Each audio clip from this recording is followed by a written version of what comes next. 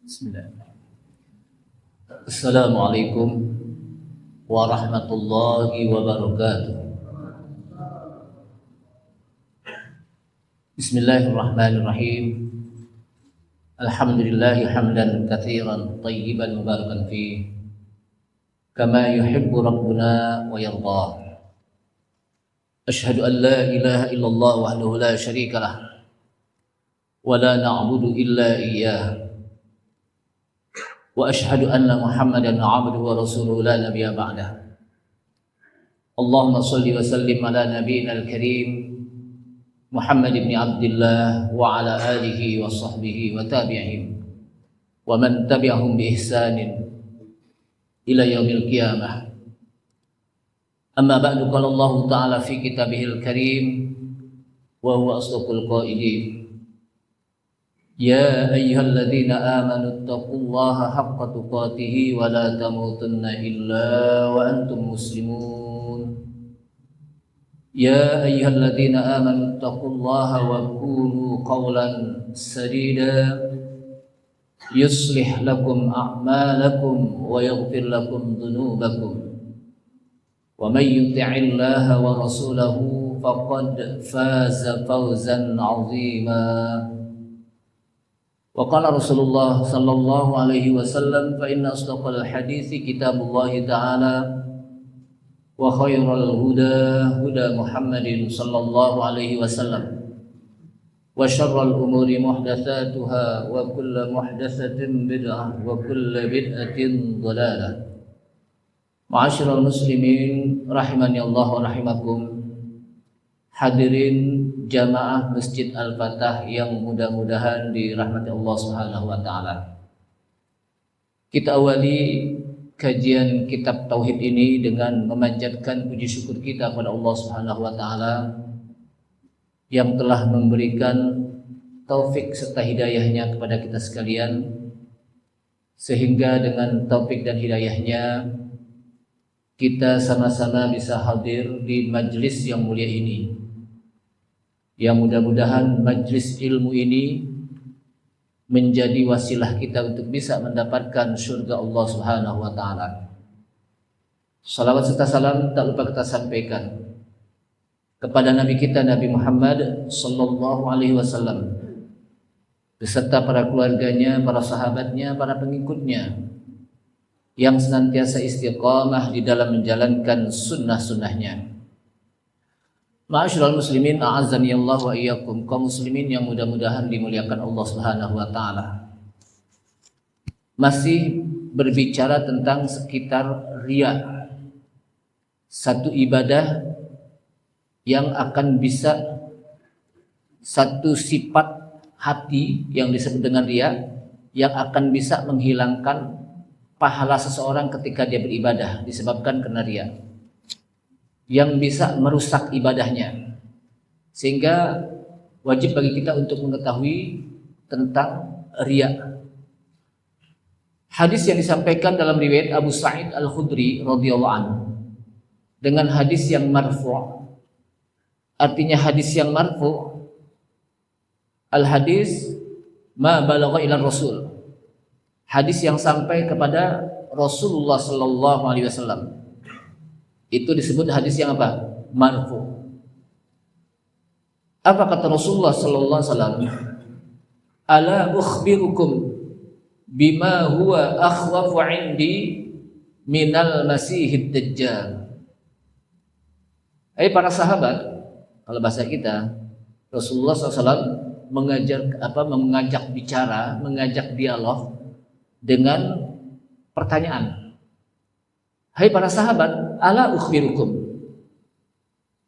tidakkah mau kalian aku beritahukan kepada kalian bima huwa akhwafu indi, sesuatu yang lebih atau yang sangat saya khawatirkan, yang saya takutkan terhadap kalian daripada masalah al-masihud dajjal, daripada masalah Dajjal. Jadi ada sesuatu yang lebih Rasulullah sallallahu alaihi wasallam khawatirkan, takutkan kepada umatnya, melebihi dari akan turunnya Al-Masih Dajjal?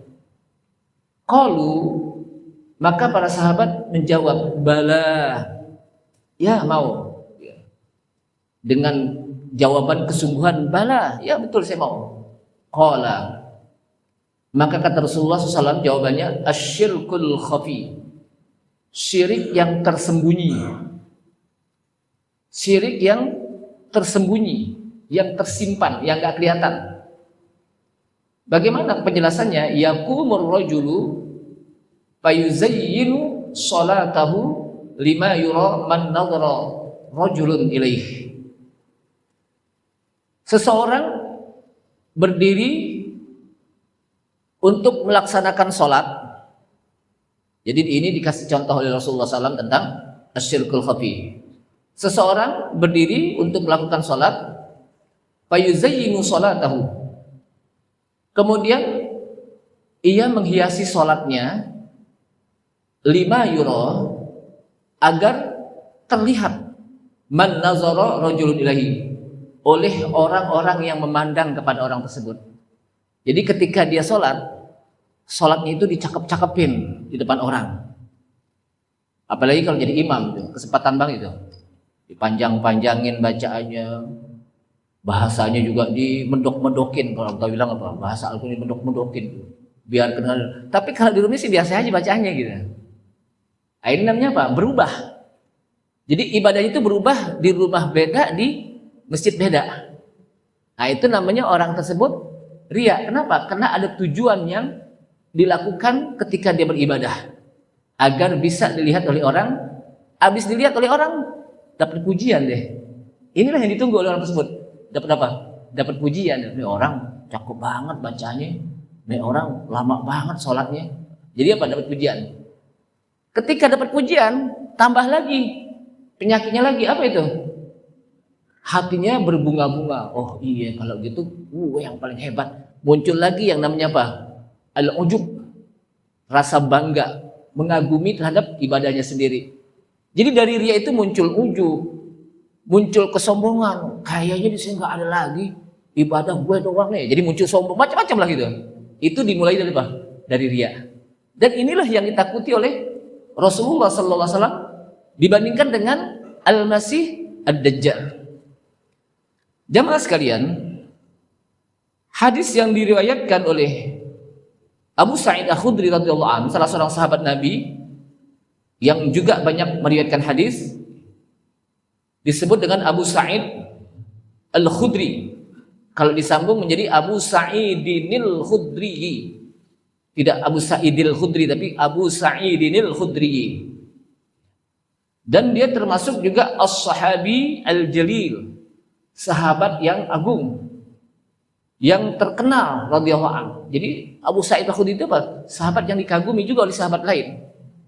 Jadi sahabat Rasulullah SAW itu masing-masing mereka memiliki keunggulan. Ada yang dari sisi hadisnya yang paling banyak meriwayatkan hadis, ada yang dari sisi kealimannya, ada yang dari sisi tentang halal dan haramnya yang tahu.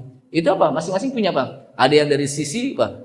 Tentang bagaimana strategi perang. Itu apa? Masing-masing punya. Allah Subhanahu wa taala berikan mereka apa? Kelebihan-kelebihan, keunggulan-keunggulan.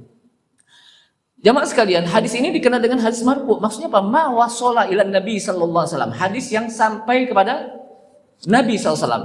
Artinya hadis ini terputus apa? Tidak terputus sampai kepada Rasulullah sallallahu alaihi wasallam. Rasulullah sallallahu alaihi wasallam ketika menyampaikan hadis, maka beliau keluar dari rumahnya untuk bertemu dengan para sahabat, wa yatahaddatsun. Sebelum apa? Bertanya, maka Rasulullah SAW berbicara tentang Dajjal dan fitnahnya. Yang dimaksud dengan fitnah di sini adalah ujian. Ketika Dajjal muncul nanti akan mendapatkan ujian. Ketika apa? Dajjal apa? Muncul satu fitnah yang besar. Dan mereka juga khawatir. Rasulullah SAW juga khawatir terhadap apa? Dajjal. Tapi ternyata di samping Dajjal yang Rasulullah SAW khawatirkan ketika bertemu dengan umatnya nanti di akhir zaman, maka ada yang lebih dikhawatirkan lagi oleh Rasulullah SAW. Apa itu? Ala unabbiukum bima huwa akhwafu alaikum indi minal masihid dajjal. Tidakkah kalian mau aku beritahukan sesuatu yang lebih saya khawatirkan terhadap kalian dibandingkan dengan al-masihid dajjal. Rasulullah SAW ketika menyampaikan satu hadis, beliau pertama berbicara dulu tentang dajjal. Kemudian masuk kepada metodologi cara mengajarkan para sahabat agar apa yang disampaikan itu, kata para ulama, ayyakunu auqa'u minadh-dhihn, lebih mengena, lebih diingat oleh para sahabat, lebih dipahami. Maka beliau masyru'iyatut ta'lim, ya, metodologi di dalam menyampaikan syariat, mengajar itu dengan cara as-su'al wal jawab, tanya jawab. Biasanya kita kalau di bangku kuliah itu atau di bangku sekolah, tanya jawab itu lebih mengena. Adanya apa?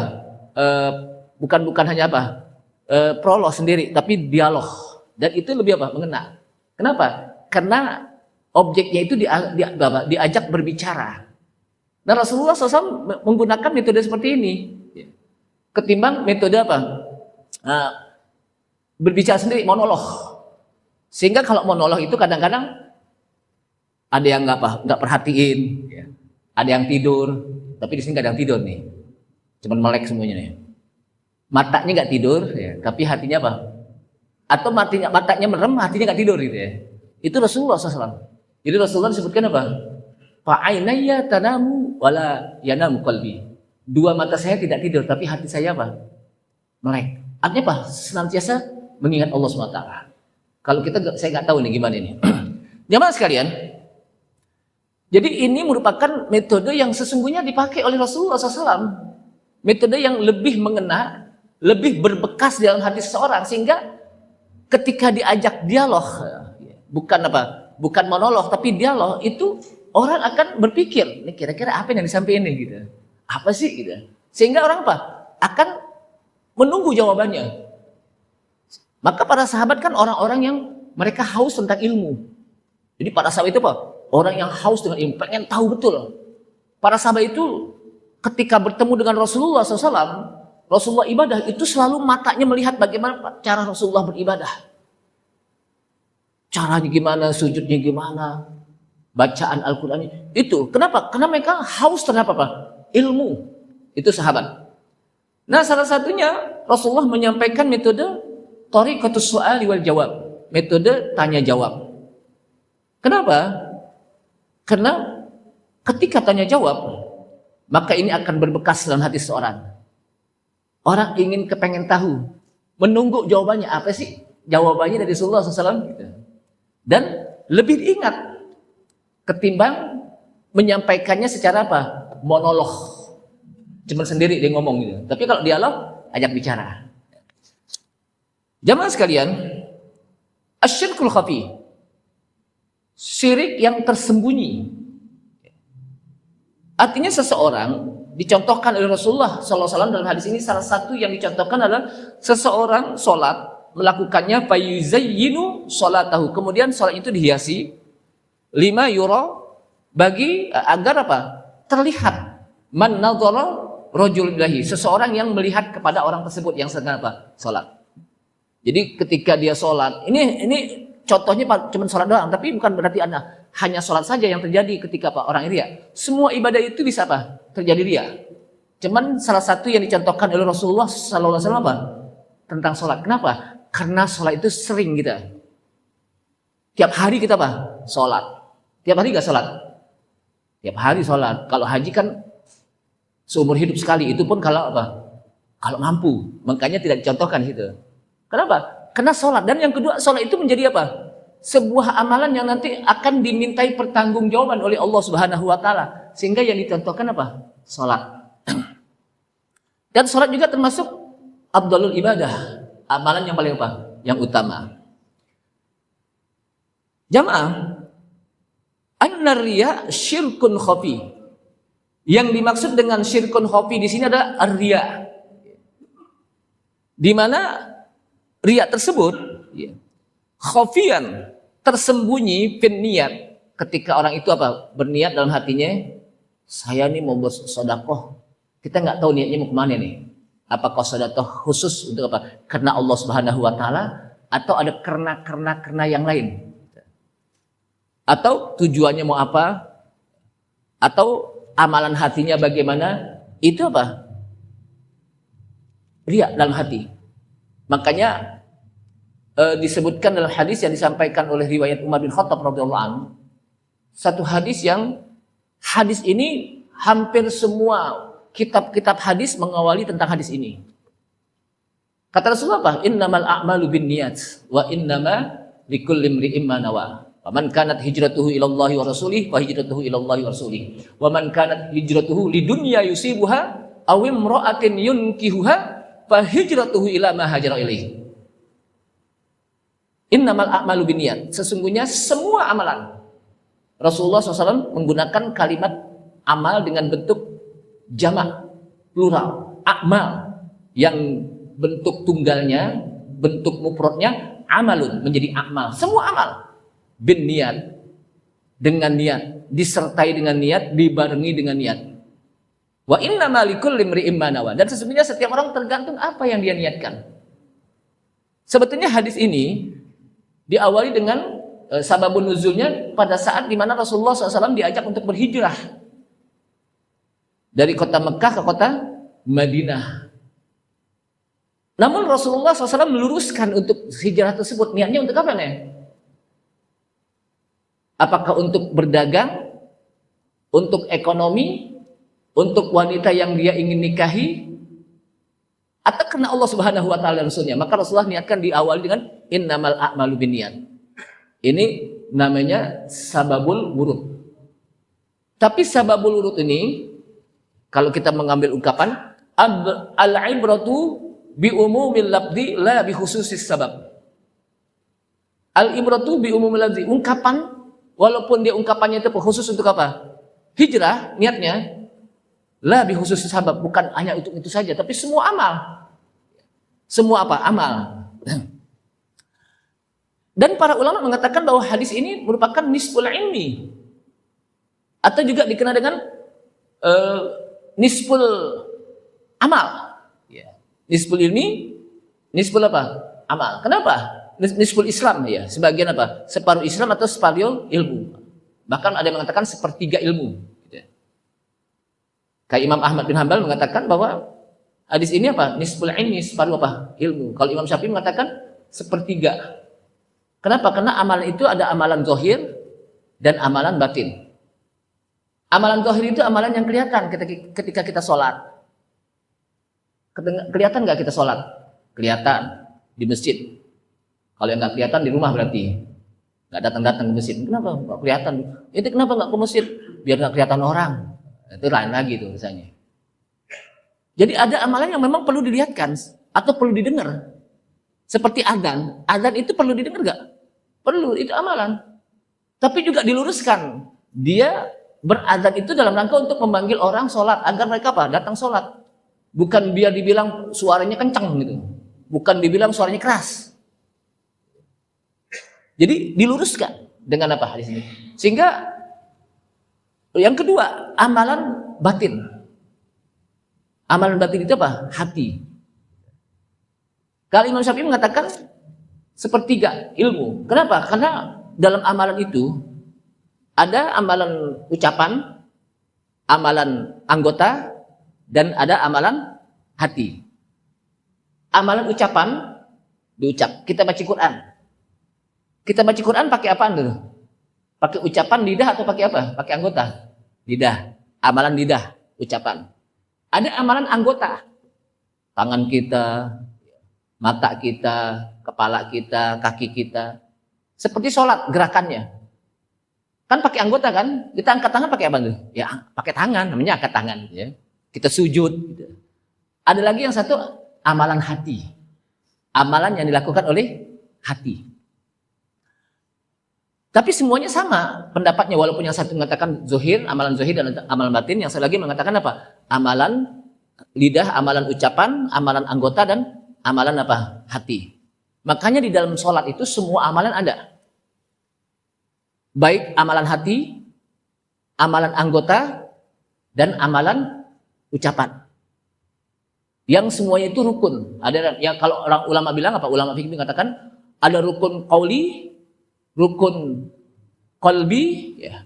Ada rukun fi'li. Rukun qauli rukun yang diucapkan ketika kita takbir, ketika kita baca Fatihah, ketika kita memberi salam, itu kan diucapkan. Kita baca Fatihah nggak boleh dengan hati. Walaupun hati kita lebih khusyuk kalau kita baca Fatihah dengan apa? Dengan hati. Ada orang tanya, Ustaz, saya kalau baca Fatihah pakai hati saya, itu lebih khusyuk ketimbang pakai mulut saya. Jadi kalau saya Allahu Akbar, diam aja.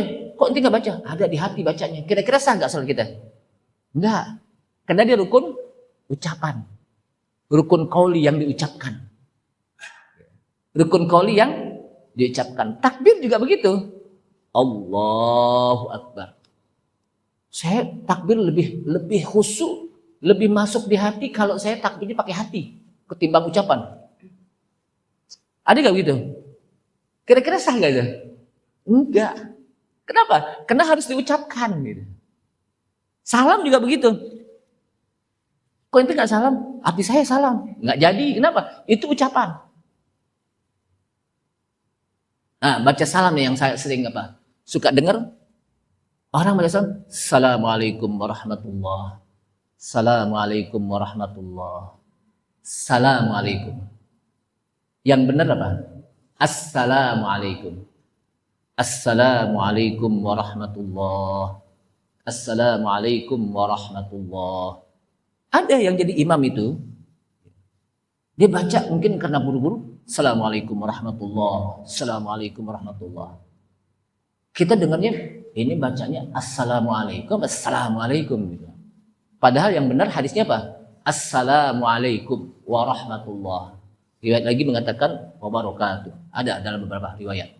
Jadi artinya itu rukun-rukun yang disebut rukun qauli. Ada lagi rukun fi'li, gerakan. Gerakannya apa? Sujud ya harus sujud. Yang disebutkan oleh Rasulullah sallallahu alaihi wasallam, umirtu an asjuda ala sab'ati a'zumin. Aku diperintahkan untuk bersujud dengan di atas 7 tulang, 7 anggota. Dan itu anggota. Jadi nggak cukup dengan ente kok nggak sujud cuma duduk doang. Aneh sih sujudnya pakai hati nih. Itu namanya orang eling itu. Ibadahnya pakai eling. Jadi kalau orang ini itu apa? Eling itu, orang eling itu Pak. Aliran percaya itu apa? Ibadahnya cuma pakai hati. Yang penting kan hatinya. Nah, itu kan begitu. Ada kan orang ya, dia sih nggak apa-apa, nggak pakai jilbab perempuan. Yang penting apa? Yang penting hatinya. Bukan masalah itu. Tapi ada amalan-amalan yang perlu apa? Dipraktekin dalam apa? Zohir. Nah inilah kadang-kadang menjadi alasan orang. Yang penting kan hatinya gitu. Dia sih nggak sholat nggak apa-apa. Yang penting hatinya bagus. Nggak ada yang begitu. Jamaah sekalian. Nah kita kembali kepada syirkun khafi, itu merupakan tersembunyinya niat, tersembunyinya tujuan dalam ibadah, tersembunyinya apa? Tersembunyinya amalan hati. Yang itu tidaklah diketahui kecuali hanya Allah Subhanahu wa taala. Jadi tidaklah hal itu diketahui kecuali hanya Allah Subhanahu wa taala yang hati kita. Nah ini kadang-kadang ada orang nih dalam ucapan, kalau ada bajai belok, dia nggak pakai apa? Nggak pakai lampu, main belok aja ke kiri. Orang ngomong itu yang tahu cuman Tuhan namanya tukang bajai doang. Itu nggak boleh tuh. Hati-hati. Berarti menyamakan gitu. Jadi nggak boleh diampingi antara dia yang tahu cuma Allah dengan apa? Tukang bajai itu. Ini kan banyak saya dengerin tuh. Ada kayak yang gitu ya. Yang tahu dia cuma apa? Ama itu orang aja gitu. Jadi tidak boleh menyamakan ilmu Allah dengan ilmu manusia dibarengi. Kecuali dengan kalimat kemudian dia baru tahu. Kalimat apa? Summa kemudian. Kenapa? Karena ilmu Allah dengan ilmu manusia itu beda, ilmu makhluk gitu. Makanya tidaklah yang mengetahui kecuali hanya Allah Subhanahu wa taala. Udah selesai. Jamaah sekalian, la ahad ya'lamun niat. Jadi tidak ada seorang pun yang tahu tentang niat. Tidak ada orang yang tahu tentang bagaimana tujuan dia melakukan ibadah. Makanya kita nggak boleh ngorek-ngorek amalan seseorang. Nggak boleh kita ngorek-ngorek amalan seorang ketika dia datang nih mau ibadah. Orang nih lihat nih, mau ini nih, mau ini nih. Ya jangan. Udah terserah mau gimana, pokoknya kita urusin diri kita. Ini kan kadang-kadang ada orang baru masuk masjid lagi sholat, itu biar dibilang ini, dibilang itu, macam-macam gitu. Itu nggak boleh. Urusin diri kita. Kenapa? Kita nggak tahu niat dia. Bisa jadi niat itu lebih ikhlas ketimbang diri kita yang kita celak. Gitu. Kita celak dia. Lebih apa? Bisa jadi dia lebih ikhlas ketimbang kita yang mencelaknya. Jadi kita nggak boleh ngurusin amalan seseorang. Nggak boleh ngorek-ngorek. Yang disebut dengan tajassus. Memata-matai amalan seseorang. Wala tajassasu. Jamaah sekalian, dan hadis ini merupakan dalil bagaimana bahayanya penyakit riya. Sehingga Nabi Shallallahu Alaihi Wasallam menyampaikannya di hadapan sahabat yang disebut dengan Afdalu hadhil ummah. Sahabat yang paling utama. Siapa sahabat yang paling utama? Abu Bakar As-Siddiq radhiyallahu anhu. Di situ juga ada Umar bin Khattab radhiyallahu anhu. Dua sahabat yang utama yang kata Rasulullah, iktadi min ba'di, ikutilah setelah aku meninggal, Abu Bakar wa Umar. Cuman sayangnya orang Syiah ini, Abu Bakar, Umar apa? Nggak demen. Makanya doanya itu salah satunya apa? Mengutuk Abu Bakar dan Umar. Itu Syiah. Dan kita wajib untuk menghormati para sahabat. Nggak boleh kita caci maki, apalagi kita melaknat mereka. Kita wajib untuk mencintai para sahabat. Kenapa? Karena sahabat itu orang yang dicintai oleh Rasulullah SAW. Sehingga kita wajib untuk mencintai orang-orang yang dicintai oleh Rasulullah SAW. Dan la tasubbu ashabi. Jangan kita berani mencaci maki para sahabat. Mencaci maki aja nggak boleh. Apalagi kita doain dapat kutukan dari Allah Subhanahu Wa Taala. Kalau dibandingkan, ya, infak kita, nafkah kita, sedekah kita dengan Abu Bakar As-Siddiq dengan para sahabat nggak ada apa-apanya gitu. Ada di sini yang pernah infakkan hartanya, seluruh hartanya. Ada yang pernah menginfakkan separuh hartanya. Sebagaimana para sahabat yang mereka sudah melakukannya. Jamaah sekalian. Jadi kalau saja Rasulullah menyampaikan kepada Abu Bakar As-Siddiq radhiyallahu anhu, Umar bin Khattab radhiyallahu anhu dan para sahabat lain tentang kekhawatiran Rasulullah kepada mereka untuk terasuki penyakit syirkun khafi, penyakit riya, apalagi kepada kita. Padahal Rasulullah mengatakan kalau imannya Abu Bakar ditimbang dengan dengan kebanyakan orang manusia umat beriman, niscaya imannya Abu Bakar itu lebih berat. Karena Abu Bakar itu kalau bahasa kita ibadahnya itu paripurna. Apa paripurna itu? Apa aja deh. Ibadahnya Abu Bakar As-Siddiq radhiyallahu itu ibadahnya paripurna, apa aja deh. Mau merdekakan budak setiap hari merdekakan budak. Mau ngasih makan orang setiap hari ngasih makan. Mau sholatnya paling banyak. Mau cinta kepada Rasulullah, berani mati mendampingi Rasulullah SAW. Mau menyerahkan hartanya, seluruh hartanya dikeluarkan. Berjihad, beliau panglima perang. Berjihad berani, walaupun menghadapi anaknya waktu itu masih kafir. Ketika berperang nih, kata anaknya, wahai ayahku, tadi saya sengaja ngumpet agar saya tidak bertemu engkau. Karena kalau bertemu saya akan bunuh engkau. Sehingga saya ngumpet. Tapi kata Abu Bakar justru saya mencari engkau. Dan kalau saya ketemu saya bunuh engkau. Karena engkau kubur kepada Allah SWT. Bayangkan, justru saya mencari engkau. Begitulah pengorbanannya Abu Bakar As-Siddiq radhiyallahu anhu. Jamaah sekalian, jadi manusia yang paling purna. Apa saja ibadahnya ada di situ. Makanya pantas kata Rasulullah SAW, nanti Abu Bakar itu akan bisa masuk ke pintu surga yang dari mana aja dia mau deh. Dari mana aja dia mau. Jamaah sekalian. Nah di sini kalau kita lihat fitnah Masihid Dajjal kan fitnah yang sangat luar biasa sebetulnya. Dan sedikit orang yang bisa selamat dari fitnah Al-Masihid Dajjal nanti di hari kiamat, di akhir-akhir zaman. Dan itu termasuk bagian dari alamatus sa'ah, tanda-tanda akan datangnya hari kiamat. Ammal Masihud Dajjal, adapun Al-Masih Ad-Dajjal, kata penulis ini, itu merupakan ma'a'uzami fitnah. Dia membawa fitnah yang sangat besar, ujian yang besar. Dan kita berlindung. Jadi penulis buku ini mendoakan kita nih yang lagi belajar nih. Wa qana Allahu wa iyyakum min fitnatihi. Semoga Allah menjaga kita dan kalian dari apa? Fitnah Dajjal yang sangat dahsyat ini. Jadi kita doakan nih oleh apa? Penulis buku Syekh Shalih Fauzan. Kenapa?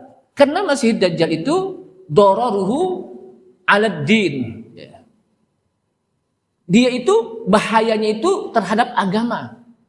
Di mana dengan apa? Akidah orang itu akan diuji dengan turunnya apa? Al-Masih Ad-Dajjal. Dia mengaku sebagai Tuhan, dia bisa ngobati penyakitnya Al-Masih Ad-Dajjal ini. Kemudian dan itu terjadi orang yang hidup di masa itu saja. Dan keluar pada saat itu saja Al-Masih Ad-Dajjal. Jadi yang akan bahaya itu orang yang saat itu mengalami turunnya apa? Al-Masih Ad-Dajjal. Bahkan para nabi dan rasul semuanya mengingatkan bahwa nanti akan turun yang namanya Al-Masih Ad-Dajjal yang sangat bahaya terhadap apa? Akidah umat Islam. Namun lebih-lebih lagi Rasulullah SAW juga mengingatkan kepada umatnya, nanti akan ada satu yang namanya Al-Masih Ad-Dajjal. Kenapa? Karena masa Rasulullah SAW itu dekat dengan akan turunnya apa? Masih Ad-Dajjal ketimbang nabi-nabi sebelumnya. Karena dia turun akhir zaman dan itu di masa umat Rasulullah SAW.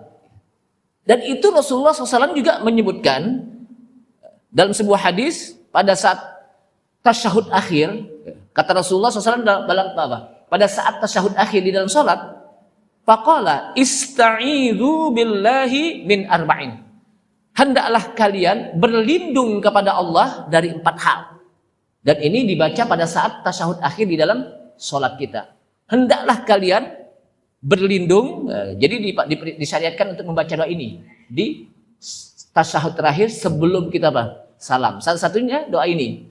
Berlindunglah kalian kepada Allah Subhanahu wa taala dari hal yang 4. Apa itu? Min adzabi jahannam. Dari azabnya neraka jahanam. Wa min adzabil qabr. Dari azab kubur. Kalau disebut azab kubur berarti di sana ada nikmat kubur. Wa min fitnatil mahya wal mamat. Dari fitnahnya hidup dan mati. Ya, yang dimaksud dengan fitnah di sini adalah ujian. Jadi fitnah itu apa? Ujian. Ini kadang-kadang kita pakai bahasa Indonesia doang fitnah. Fitnah itu apa? Tuduhan. Makanya fitnah itu lebih kejam daripada apa? Pembunuhan. Kenapa? Dalilnya kan al-fitnatu asyaddu minal qatl. Padahal fitnah di situ yang di dalam apa? Al-fitnatu asyaddu minal qatl, atau dalam ayat lain al-fitnatu akbaru minal qatl, itu maksudnya apa? Asyirku. Ada juga mengatakan pada ulama al-kufru. Kesyirikan, kekufuran itu lebih besar dosanya, lebih bahaya daripada pembunuhan. Jadi kata-kata fitnah itu apa? Asyirku wal kufru. Walaupun memang kata fitnah juga ada yang disebut dengan apa? Ujian. Innama amwalukum wa auladukum fitnah. Jadi kita lihat konteks kalimat. Sesungguhnya harta-harta kalian dan anak-anak kalian itu fitnah. Nah, fitnah di sini bukan tuduhan lagi. Oh, dia fitnah itu kenapa? Jadi anak jadi fitnah. Bukan itu, maksudnya apa? Fitnah itu apa? Ujian. Dan memang harta kita ujian. Dan anak kita pun apa? Menjadi ujian. Nah, maksudnya di sini apa? Kita berlindung juga dari Allah Subhanahu wa taala, kepada Allah Subhanahu wa taala dari ujian hidup dan ujian mati. Hidup kita berlindung, mati juga berlindung. Kan ada yang namanya ujian di kubur ya, yang disebut dengan apa? Su'alul malakain. Pertanyaan 2 malaikat itu satu ujian kita. Kalau kita bisa menjawabnya, kita akan mendapatkan nikmat kubur. Kalau nggak bisa, kita akan mendapatkan apa? Adab kubur. Maka kita berlindung agar kita bisa terbebas dari ujian ini. Dan yang terakhir, wa min fitnatil masihid dajjal, dan berlindung dari fitnah Al-Masih Ad-Dajjal. Dari fitnah di sini dari ujian yang akan muncul yang namanya Al-Masih Ad-Dajjal, itu merupakan ujian yang Allah Subhanahu wa taala turunkan kepada orang-orang mukmin dengan turunnya apa? Al-Masih Ad-Dajjal. Nah, di dekat apa? Hari itu saja kita berlindung. Tapi Rasulullah lebih apa? Lebih khawatir terhadap penyakit riya. Kenapa? Kalau penyakit riya kapan saja masanya? Di zaman Rasulullah SAW, di zaman para sahabat, di zaman para tabi'in, di zaman para atba'ut tabi'in, zaman sekarang juga sampai hari kiamat. Tapi kalau masih Dajjal turun itu hanya di masanya. Makanya lebih apa? Khawatir tentang penyakit riya. Kapan saja dia datang. Dan di mana saja bisa muncul penyakit riya. Dalam ibadah kapan saja, di mana saja bisa apa? Muncul. Makanya Rasulullah apa? Khawatir.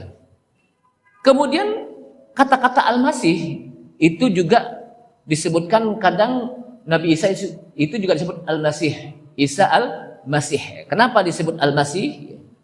Al-Masih itu, ya. Jadi yang satu Dajjal itu dikenal dengan Masihud Dhalalah. Al-Masih yang membawa kesesatan. Kalau Nabi Isa, Al-Masih Al-Huda. Al-Masih yang membawa petunjuk. Karena dia seorang Nabi dan Rasul. Dia Nabi dan apa? Dan Rasul. Al-Masih Ad-Dajjal itu nanti keluar di akhir zaman. Dan dia termasuk bagian dari tanda-tanda min alamatis sa'ah. Tanda-tanda hari kiamat. Disebut Al-Masih karena mamsuhul ain. Dia bisa mengusap mata.